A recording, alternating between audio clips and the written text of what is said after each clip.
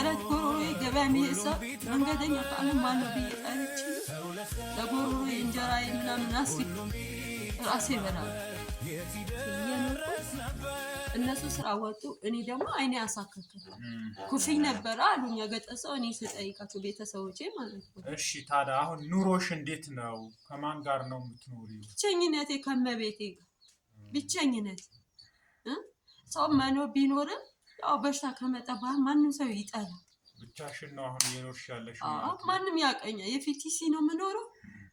ተውጭ ቆልፌው ተመስኮት እገባለሁ። ተመስኮትን ገብቼ ደግሞ ዘግቼ እተኛለሁ። እሺ ቀድሞ ምን ስትሰሪ ነበር? አሁንስ ደግሞ ምንድነው እየሰራሽ ያለሽው? ጁስና ሚሪንዳ እሱን ሸጬ ተጠቃሚ ነገር ምንም የለም ወፍ የለም።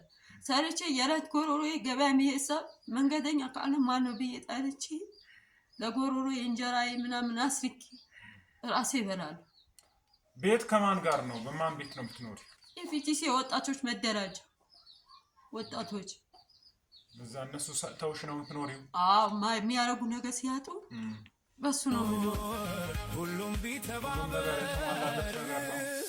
ወንበር በመምህር 2-3 ወንበር መምህራኖች ሰጡኝ። በእነሱ ነው አንድ ፍራሽ ደግሞ መምህር ነበረ ሰጡኝ ወጥተዋል። በቃ እንደዚህ ታግዬ እየኖርኩኝ ነው። ግን ይኸው ሲያቅተኝ ነው አሁን ምንም አማራጭ አለ።